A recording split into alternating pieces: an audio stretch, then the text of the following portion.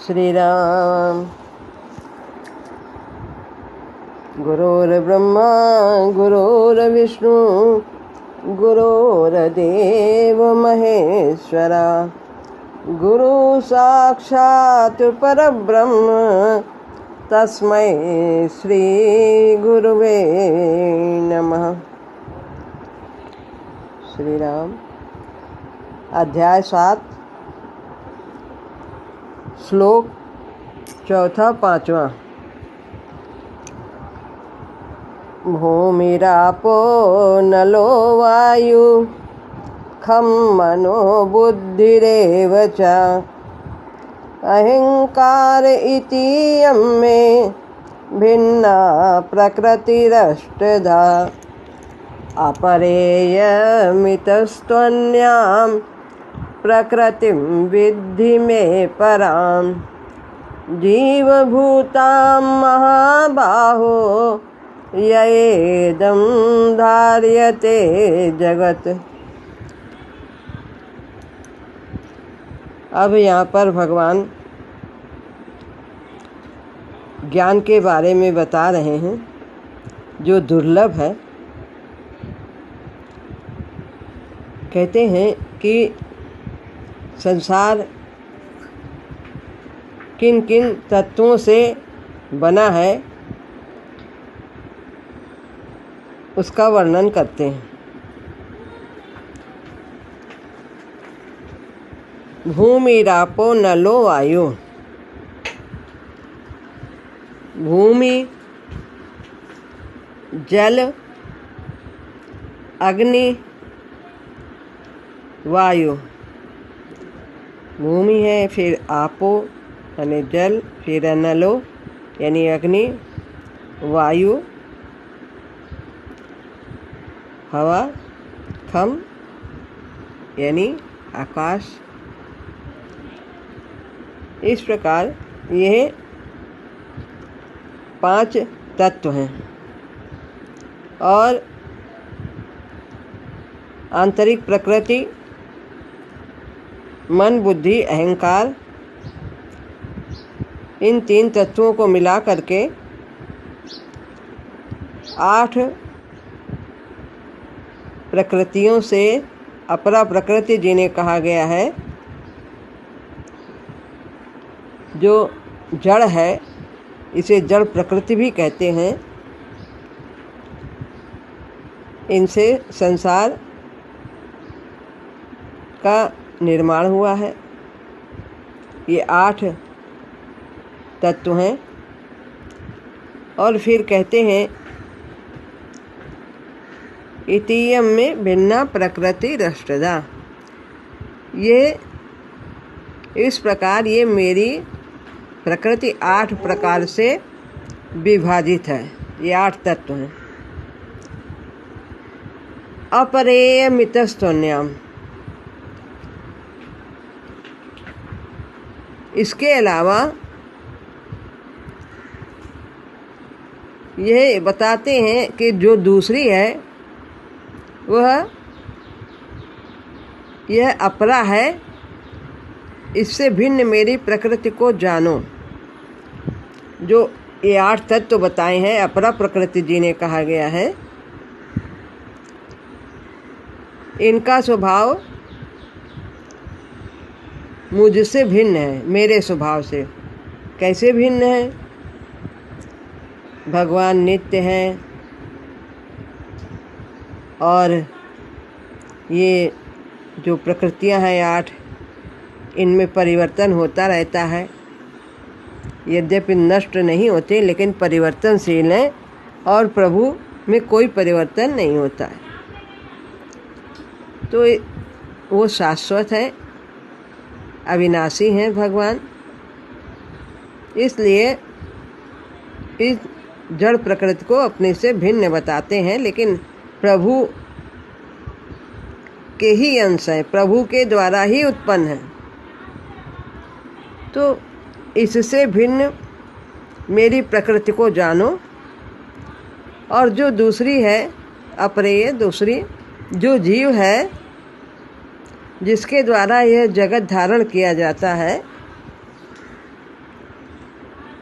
वो है परा प्रकृति। जीव को परा प्रकृति कहा गया है, जिसे चेतन प्रकृति भी कहते हैं। और इसमें प्रकृति इसलिए इसका शब्द को जोड़ा गया है क्योंकि जीव का संबंध प्रकृति से हो जाता है संसार में आने से, इसलिए यह प्रकृति परा प्रकृति कही जाती है। तो भगवान की दो प्रकृतियां हैं। हम इसे ऐसे भी कह सकते हैं, भगवान की दो योग्य संतानें हैं जो दीर्घ और दुर्गम यात्रा से अपने को परमपिता के समरूप बनाती हुई उनके समक्ष अपने को प्रस्तुत करते हैं। समरूप हो करके, उन्हीं के समान हो करके, उनके समान गुण स्वभाव प्रभाव हो करके वो अपने प्रभु के समक्ष एकाकार करते हैं। कैसे करते हैं? दीर्घ और दुर्गम यात्रा के द्वारा। दीर्घ यात्रा, जीव कितनी दीर्घ यात्रा करके आया है। जड़, वनस्पति, पशु, मनुष्य, फिर देवी देवता, फिर उसके बाद वो परमात्मा से ऐक्य प्राप्त करता है। और दुर्गम भी यात्रा है। कितने जिए फिर मरे अति कसे पशु जगत में, और निस प्रयास प्रभु पग पग बढ़ाए। प्रभु ने कहाँ से हमको कहाँ कितने स्तरों से ला करके इस मानव जीवन के स्तर पर लाकर हमें खड़ा किया। तो ये दीर्घ है, लंबी यात्रा है और दुर्गम है। और कब तक ये यात्रा रहेगी? जब तक हम परमात्मा से ऐक्य नहीं प्राप्त कर लेंगे, पूर्णत्व की स्थिति नहीं प्राप्त कर लेंगे, तब तक ये हम यहाँ पढ़ने के लिए आते रहेंगे। ये विद्यालय है। तो इस प्रकार संसार में जो कुछ भी दिख रहा है उसमें कहीं भी एक अकेला विशुद्ध रूप में न परा है और न अपरा है। कहीं पर भी एक की सत्ता नहीं है। संसार में दोनों का सम्मिश्रण है। जितना भी भौतिक जगत है, देवताओं के लोक तक वो सब भौतिक जगत आता है। ब्रह्मा का लोक भी भौतिक जगत होता है, वो भी नष्ट होता है एक समय। केवल परमात्मा का जगत ही अलौकिक जगत कहा जाता है। तो संसार में जो कुछ है वो सब कुछ परा और अपरा का संयोग है, मिश्रण है। और सभी इसी प्रकार नाना रूप धारण करते हुए विकास क्रम में आगे बढ़ते बढ़ते वह परमात्मा तत्व से एक प्राप्त करते हैं। क्योंकि दिव्यत्व प्राप्त करना हम सबका, प्राणी मात्र का सुनिश्चित भविष्य है। यही प्राप्त करना है, इसीलिए संसार में भेजे जाते हैं। अब बाकी यहाँ पर कितना भी कुछ हम समेट लें, बढ़ा लें, उससे वो सब कोई भी उसका मतलब नहीं है। वो तो हमारे विकास क्रम में बस ले जाते हैं। हमारी आकांक्षाएं हैं, कामनाएं हैं, उन सबको तृप्त करते हुए, मन को शांत करते, बुद्धि को शांत करते हुए, नाना प्रकार के अनुभवों के द्वारा हम आगे बढ़ते हैं। कुछ को पकड़ते हैं, कुछ को छोड़ते हैं, फिर और सीखते हैं। इस तरह हम विकास क्रम में आगे बढ़ते जाते हैं। तो यह सारा संसार किस प्रकार से बना है, इसको बताना और हम लोग को समझना है। प्रभु अति कृपा करके संसार के बारे में संपूर्ण कृष्ण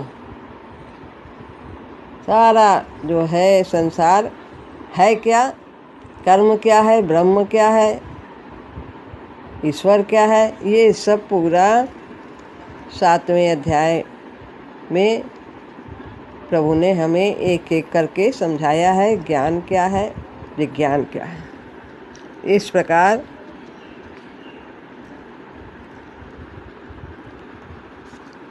यह परा प्रकृति जीवभूत है, वो संसार को धारण करती है और सब फिर क्रिया करती है। चेतन ही विशुद्ध रूप है जीव का।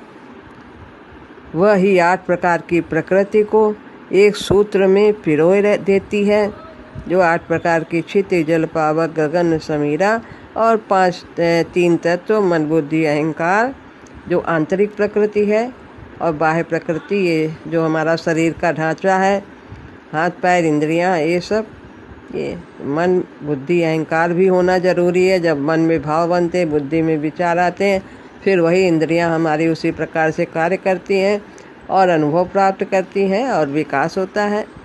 तो